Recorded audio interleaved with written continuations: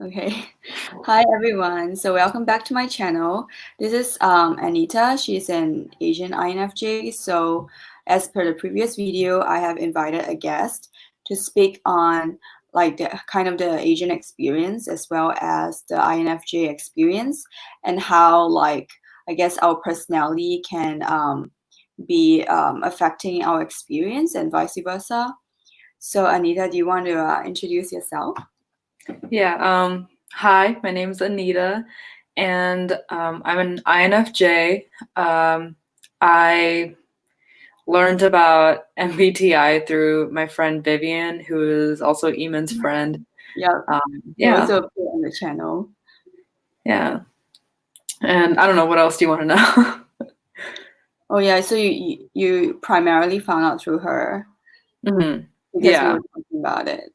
Cool. yeah. So like around what age did you find out that you were an INFJ? Just curious. Um, I want to say like 20 or 21. Mm, Yeah, I didn't know about any of the stuff before. Yeah. right. So did anything change after you find out about this personality type, or was it just like, oh, nothing much? Nothing about me changed, I don't think, but it did help me understand myself, like why I do Mhm. certain things, and certain things that, um, like on the website, I'm trying to remember what website it is, the 16personalities.com. It lists like positives and negatives or weaknesses and strengths.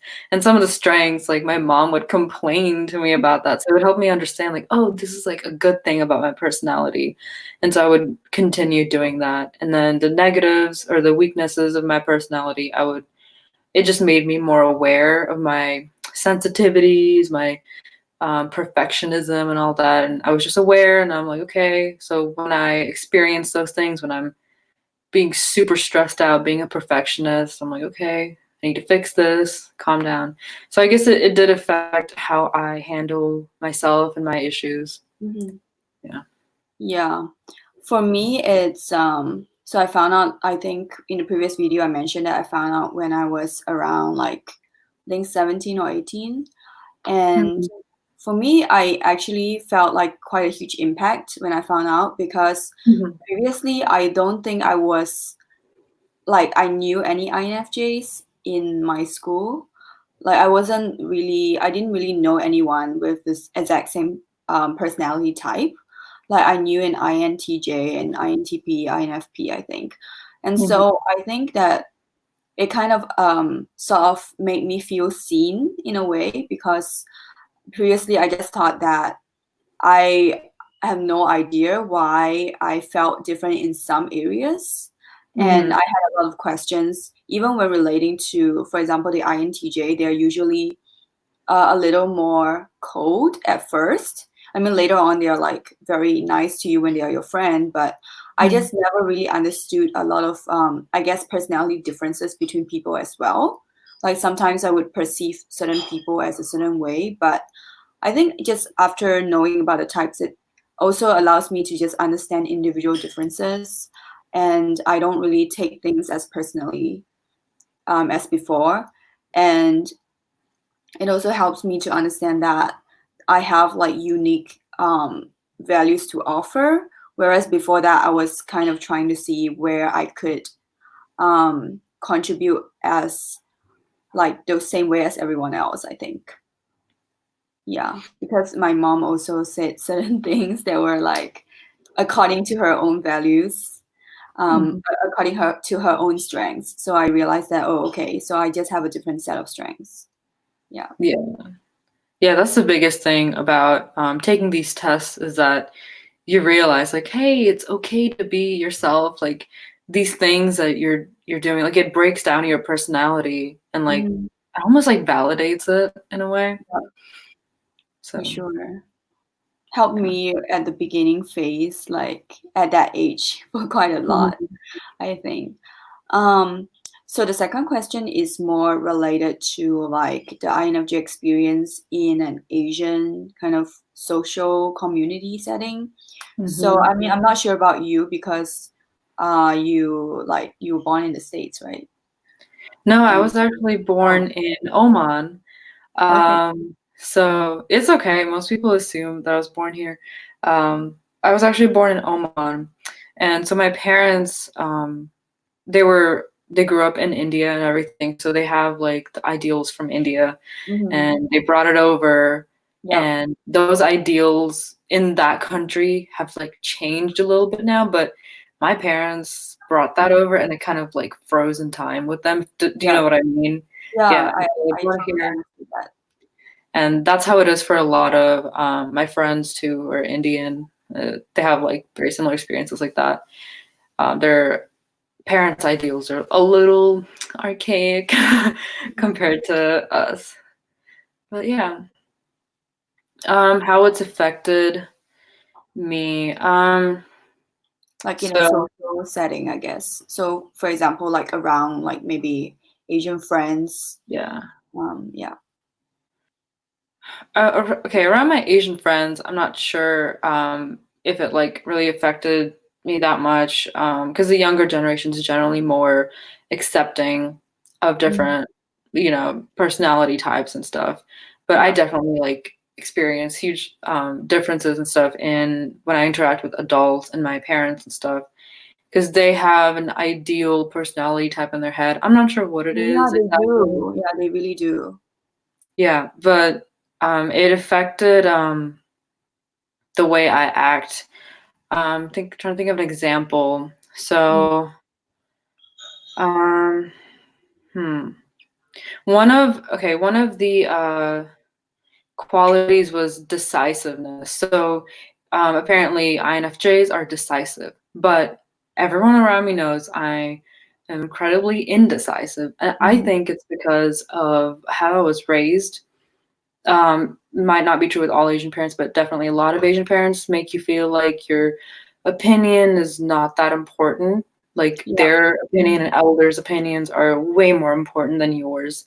And no matter how old you are, I'm married now, and my parents still treat me like I don't know what's best for me and my Mhm. family. It's really Yeah. weird. And that's really affected that aspect of my personality. So I seem really indecisive now. Inside my head, I know what I want, but Mhm. I'm always hesitating to say what I want first. I'm always like, oh, what's this other person gonna think? Like, what do they want? I'm gonna like let them go first. I'm gonna let them make the decision first, and then I'm gonna say what I think about it. So I Mhm. always like become indecisive and put myself last because of how I was raised. Yeah. So like around your I guess in the Asian community it's not as conformist, I assume, like around people your age group. We're our age group is a lot more rebellious and we bond over these things about how our parents want us to like conform to this weird like Mhm. idea of the perfect Asian kid. But generally people in my generation like they totally understand and that you're not like your life purpose isn't to conform to society. But I have noticed like a lot of my friends, they have actually ended up doing that themselves. Mhm. But the difference is that they are open to others not conforming. Right. Yeah. Yeah, I think mine is kind of a similar story because my parents are also they were originally from China, so a lot of Mhm. their values were also from that time, and it also froze. Like I don't know why, but I think that what from like things that they talk about, I think they do have an ideal type. And I mean, I'm going to like go into a bit of typology. So Mhm. I feel like from what I hear from them, their ideal type is like either an ESFJ or an ESTJ. I mean, because my mom is an ESTJ, and ESTJs are like the structured, traditional, as stereotypically speaking, they are very into structure and order and like the traditional family structure and jobs and so on. And my dad is an INTP, but I think that generally, like, society has definitely influenced how they view the world in those times, like in their olden days, and so they definitely went and carried that forward. And even though they don't explicitly say certain things, they definitely wanted me to kind of have those similar values of just, I guess, valuing their opinions as well. Like my mom sometimes give me a lot of suggestions on like what kind of guys I should be with, and like what kind of subjects I should study or jobs. And I mean I appreciate some of the advice because it's, I guess it comes from a different place, and so I do need like different perspectives. But at the same time, I feel like some other advice, it was really not like, it wasn't true to my own self. So it's like doesn't really, I mean, I feel like it's true for like maybe anyone's advice. Like it really has to be true to your own self before it can work. So if someone's giving advice based on themselves, like what they would like, then it doesn't really work at all because people have different, what they are looking for is different. And I think that it's quite hard for maybe the older generation to understand that what we are looking for is quite different. Um, but when it comes to like the Asian community, I also noticed that for some reason, I don't know, maybe it's just my people that I know, I feel like there is still like a sense of conformity, even though they are definitely more open-minded about other people not conforming. But at least like, because I grew up in Singapore, I feel like a lot of people are still kind of trapped in that mode, because a lot of people still feel pressured to be like in either in finance or doctor or lawyer, that kind of these three ideal Mhm. careers. They feel like they are somehow viewed more highly if they are in those careers. Mhm. And even if they're not suited, that's the thing I noticed as well. Even if they're not suited for it personally, like I know people who honestly I feel like they are not suited for the career because it's like they're not even happy in it, and their personality is somehow in conflict in those situations.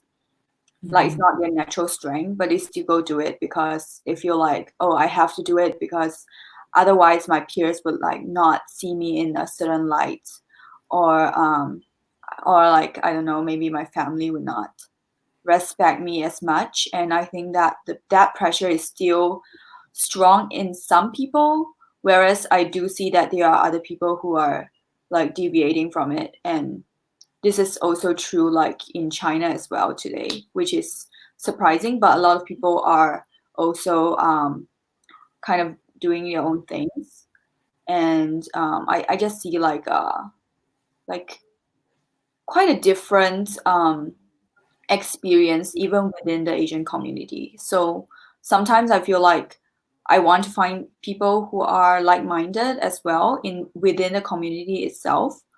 Um, but other times it's also like I think it's easier for me to know people from finance just because in terms of numbers, for some reason I feel like it's still a bigger number of them in those career paths. Mhm. Hmm. Yeah, I've noticed like a lot of my friends are like a little afraid to like do whatever they want. Um, they kind of stick to the safe option. And I don't know what their personality types are, so I'm not sure how that's affecting their willingness to step out of the mold. But yeah, it's really interesting. Yeah, and another interesting thing that I noticed is that I think it's tied to like the typology thing, which is um, like just the, I guess like the numbers. I do notice that there are a lot of SJ types in Asia.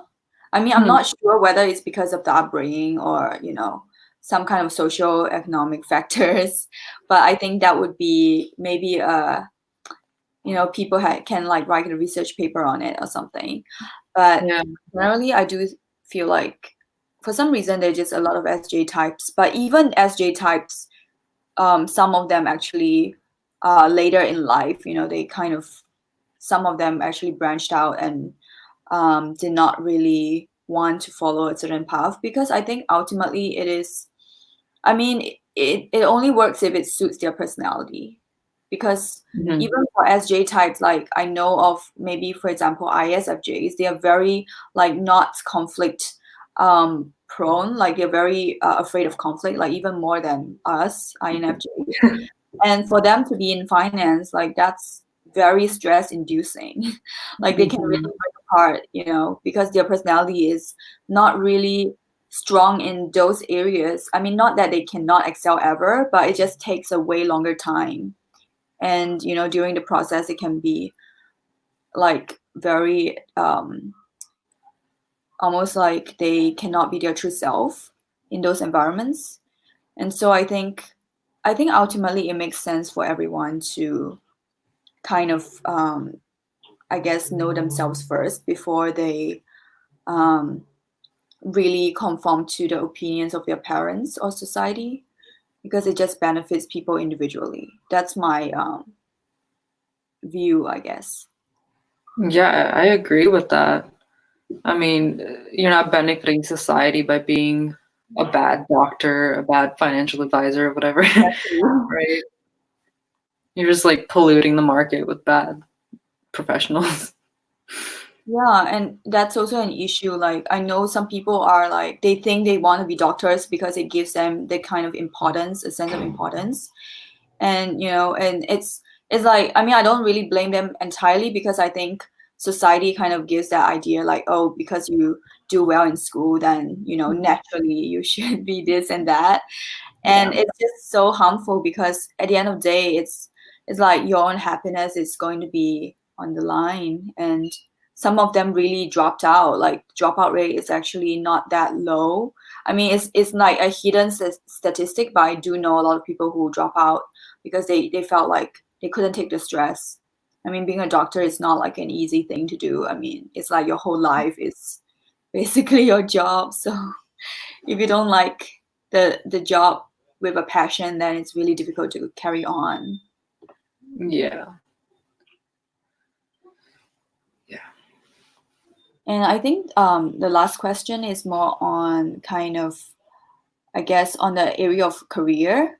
Like I'm wondering, because you are in INFJ and also someone from an immigrant family, like whether your family affects career choices when it comes to your personal life. Yeah, my family's definitely tried to influence my career choice, but and I've really like had a real struggle with that. My parents, of course, wanted me to be a doctor, engineer, one of those things. And my mom would always say, like, "Oh, I see you in my head, like, walking down like this hospital that I work at, like with like doctor gear on." I'm like, "You're crazy.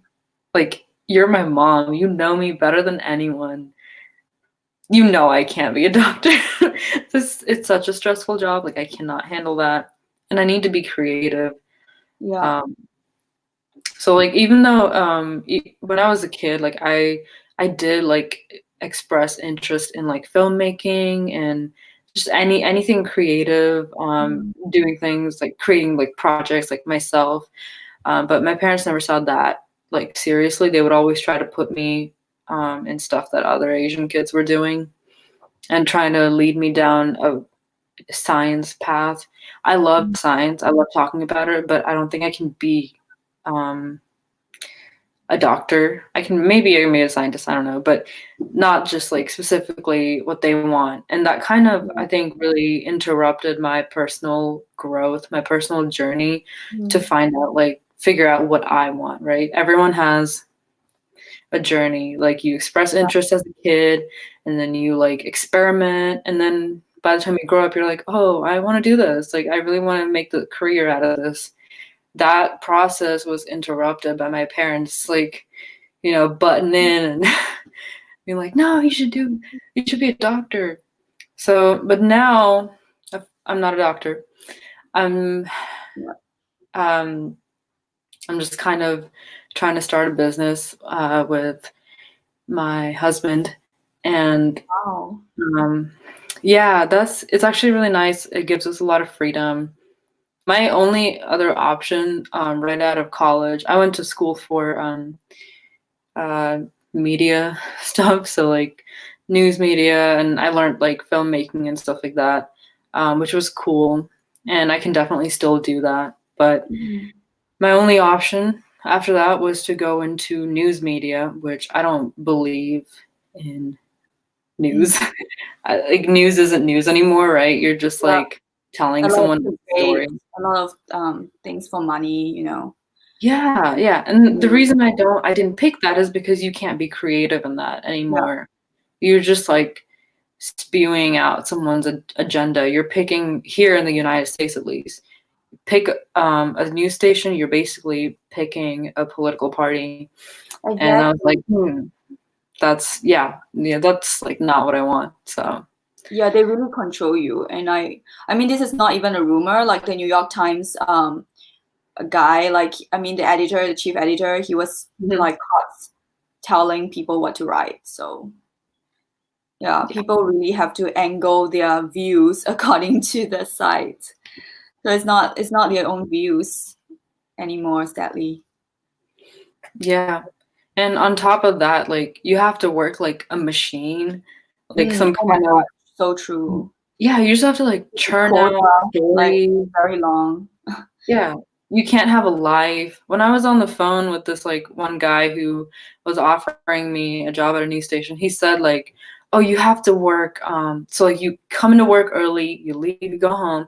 You have to work when you get home. You still have, work to do for the station. And on the weekends, you have to be ready to work because it's news. It's important. You have to be ready to like deliver a Breaking story, news. do whatever." I'm like, okay, this is not for me because I want to live. I want a life. This is the Mhm. time at this age. I'm in my early 20s. Like at this age, if you get into the grind, into the wrong grind, and if you just keep doing that blindly, you're gonna lose yourself. And I just did not want that to happen. So true. I think I face a similar struggle. Very typical INFJs, I think, because we have the same stories. But yeah, I Mhm. face a similar struggle. So I mean, I definitely feel sometimes I feel like a kind of guilt because I do want to, be like a, I guess, normal Asian, whatever, to be able to at least bring money home. But Yeah. I think the thing that people don't understand is that when you try out creative fields, you're never going to get money straight away. And that's like, Yeah. it's like you cannot compare yourself with people on traditional career paths because it's Mhm. just not going to work. Yeah. It's not the same thing. It's not like you're going to get, oh, like 5,000 per month Yeah. immediately. It's not going to happen. And so I think a lot of Asians are brought up thinking that it is not safe and therefore, you should stick to something safe first. And I did try that out. I mean, I did go into jobs and, do something safe. But I feel like at the end of the day, if I don't try the things that I really want to do, then, how old am I if I'm never going to try it? If I'm going to devote all the hours to like a full-time job, then maybe it'll be too late because Yeah. yeah, once you get into the grind, like I don't know when that would end. I mean, I'm okay with getting a full-time job that is like not so I guess life consuming Mhm. like in terms of the time because I still want to work on like I'm trying out the video thing and the podcasts and blogs. I mean, Mhm. now people can earn money from blogs, I think, through like Yeah. Google AdSense and Mhm. affiliate marketing. Yeah. And so I'm really trying to explore. I mean, I'm definitely not going to like do it for a very long time without getting any money because I can do jobs on the side and so on. But I really do want to give myself that, I guess, courage and chance to try it because I think that a lot of people in my culture have this problem of saying, oh, this is not like practical enough. But the thing Mhm. is, if everyone think that way, then there would be no one to stand out in any other field because I read something like, what if like J.K. Rowling took the safe route and like never wrote that and just went ahead with her 9 to 5 forever. Like you would never get to read her stuff. And what if like, those musicians never take the unsafe route and have to deal with the insecurities of financial issues. Like if they never take that route, then they will never know. And we can potentially lose something that is actually what we are intrinsically like better at. Yeah, you have to live. You can't like throw away your entire life at a job just to be safe. You can still, humans are creative. You can still figure out a way to live, but you have to at least try. And it sucks that society kind of tries to kill that creativity from a very young age, in fact. Yeah, it is. And I noticed that I felt a bit scammed when I think about it. Yeah. Yeah, you know what? School is so weird. This is like a whole other topic, but I'm gonna talk a little bit about it because Yeah. they like teach you for years, okay? You're in like, this is before college, like till high school. You're in school for years and you learn nothing about like money management. At least, I don't know about you, but here, Exactly. Like affiliate marketing, which is actually quite important. yeah, you learn nothing about like, oh, loans, like how to refinance loans. What do loans mean? You don't learn those things. So you're thrown into the world after you graduate high school and you're like, oh crap, I gotta take loans out for school. And you have no idea what you're doing. And you're just doing all this. And you're all like, all these are just distractions. And you forget what you really want to do. You lose yourself in that, like starting from like high school. That's insane. They're like, in school, they're like training you to be a factory worker. Yeah, And exactly. yeah. They really are. And it's like they're training you to like listen to instructions Mhm. and even with like, the news and everything, it's like they're training you to write a certain opinion. And so you would like fit into that role because Yeah. you're not allowed to have your own opinion anyway. Um, Mhm. Yep. it sounds very scary, but when I think about it, it's true. Like, we spend so many years just learning about geography and like math. And it's really not as important as many other things that can actually Yeah. get money and get you like self-esteem. And all Mhm. those things we have to learn on our own. Like, we are pretty much on our own in our 20s, having to learn those financial management and Mhm. personal growth all by ourselves because yeah, it doesn't fit into the factory worker role that they want us to be in. Yeah, it's scary to think about, but I definitely felt like, wow, this is really, it feels like it's definitely planned out, like, Oh this yeah. structure and everything. They have it already ready to get people into jobs that they have, for many years been like the same way. And so it really takes away from people's like individuality, I feel.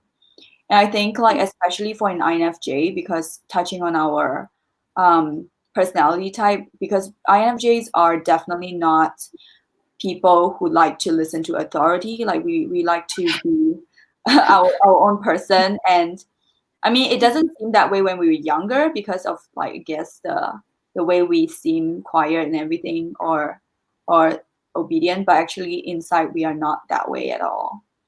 And Yeah. That's my yeah, experience.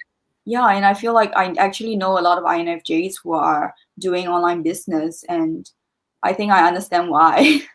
It's because they want that flexibility and they want to also live out their life because we do have like, this is more going to functions, but we do have extroverted sensing, which is about like living in the moments, like it's concerned Mhm. about like experiences. So I feel like, if you are really in a job that has very fixed hours, then Mhm. definitely you are not able to get the most out of life. And that is something that INFJs are concerned about. Yeah. And yeah, it is just an innate part of who we are. We value that a lot. Yeah. I'm still like afraid of missing out on experiences and stuff, because I'm not going to be like this age forever. I still think about moments in my childhood where I just wish that I listened to myself, like the voice in my Exactly. head that was like, oh, do this. Oh, this is interesting. This is cool. Don't just go with what your friends think is cool, or don't just go with what your parents are saying. You know, I wish I didn't waste my time trying to please my parents. I wish I was more like adamant about what I want. Hmm. Um, yeah, but you know, everything happens for a reason, I guess. Yeah, maybe a lesson.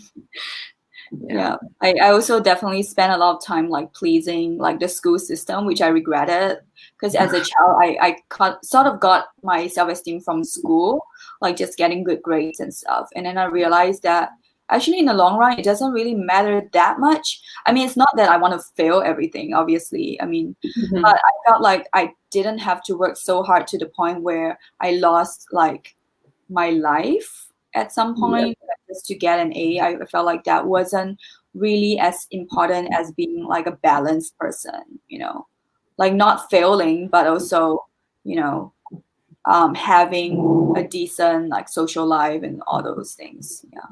Mhm. And doing things that I like to do. So, Yeah. I went through, this is really personal, but in high school towards the end, I actually went through a really terrible time. Um, I was severely depressed at the end of high school, and I think it did have a lot to do with my grades and stuff, and that's kind of crazy to me, like when I say that out as an adult now, because grades like don't really mean much. But yeah. back then, when you're a kid, that's like all that matters. That's what Yeah, exactly. adults make you feel like that's all that matters. Like if you Hmm. get good grades, you're a good kid. If you don't, you're a bad kid. You're a bad person or whatever. I got really good grades in the beginning of my high school, and so I was like, okay, so I'm a great person. That's what I built my self-esteem on again. And then yeah, when I started getting bad grades, it was because started I started taking like AP classes, like a bunch of AP classes, just because everyone else was taking them. And because that would make my mom happy, like, oh, look, I'm taking AP US History. It's a really hard class. I'm taking AP Calculus BC, the one that's equivalent to 2 semesters of calculus at college. And I was taking all these classes, and I was like, okay, so I'm one of the smart kids. I was like trying to act like one of them. That was the path to become a doctor or whatever. Like that's what I thought. Yeah. And it just made me really depressed because I was like, I don't like any of these things. I wish I had taken the video editing class in school. Like Yeah, exactly. I wish I'd taken something cooler. Maybe like a computer science class, something like creative, something I can actually do something with. What am I going to use calculus for? I've Yeah, I've never never. had to use it. So I got really depressed, and I'm slowly understanding now why exactly that is, because I did everything against my personality type. So I was Yeah, like exactly. in battle with myself, Hmm. and that ended up badly. But I'm still here, and I went to college. I actually went to App State for a year, and I was still very depressed. I was still trying to do the same thing, going against exactly what I wanted, and I kind of crashed and burned. Came back home, took a break, and realized, hey, I can do whatever I want. Like it doesn't really matter. And then that's what allowed me to go back to school, do something fun, and graduate. So it's really like people always say like, oh, if you go against your personality type, you can like it's bad, but it can end up pretty badly because you know depression can lead to suicide sometimes, and I was pretty close to that point actually. So it can be detrimental for society and adults around you to like suppress your Yeah. personality. And that's like something that I noticed. I mean, it's like with my ISFJ friend as well, and many people I know. It's just so sad that a lot of people don't realize what is going on. Like they really think that they are like terrible, you know, at something because society tells them that, oh, you have to be like hyper efficient at this job, like you have to be very detail oriented. And they don't realize that the reason why they feel so depressed is because they're not doing things that are actually aligned with their natural strengths. And we all have things that we are naturally good at, and we should Yeah. really capitalize on that. And sometimes our strengths may not be the kind that the job force really values, and that's, you know, another instance where it can go against like our true self. But it's just sad because society is made in such a way that it really values certain things more than others, and if you have certain strengths that are more, I guess, deviate from that, it can really make you think that you are like worthless and stuff. But just like having to be aware that it's not the case. Um, yeah, definitely more people should be aware of that. Yeah, Yeah, and it's also something that it's like naturally if you go against like who you are, it just has that effect on you, I think. it does. Yeah. Yeah. I mean, it was a really tough time. But I've seen this with other, you know, personality types too. My brother, he's an INTP actually. Fun fact, I have this weird thing where I'm surrounded by INTPs. My husband is INTP, my brother and Vivian and Simon, and two Oh other God, yeah. they're all That whole INTP. circle. It's so weird. But yeah, I saw my brother going through something like that too. Like right now, he's at the phase that I was at in school, and he's like, "Oh, should I like do this thing that, you know, our mom's telling me to do?" Or, and like I tried to stop him there. Like I think at that age, you always need someone to remind you, like, "Hey, you should do something that you want that's compatible with your personality. That's who you are." Um, yeah, I feel like I didn't really have that. You know, I didn't really have someone to tell me that. But Yeah, yeah. I think like um kind of just going off like this kind of the resources that is available, I realized that there are actually coaches that are based on your personality that people can consider. Like I actually went to listen to some podcasts by INFJ life coaches, and it really helped me because, I mean, what they say are like relatable to me. You know, it's not like they're speaking for everyone because I think people cannot really speak for every person. Like certain advice just don't match with what I'm looking for. Yeah. And so like discovering that really helped me. At least for now, I have some resources to even for like business, I guess, adventures. Um, they do have at least some guidance because Mhm. they are also doing things that are more um, independent. So definitely that is a resource that people can, you know, consider. So I think we reached the end of this video, and I'd like to say thank you so much for joining the collab. And I think this video just gives a lot of valuable like information, and also allows people to really gain insight into the Asian experience.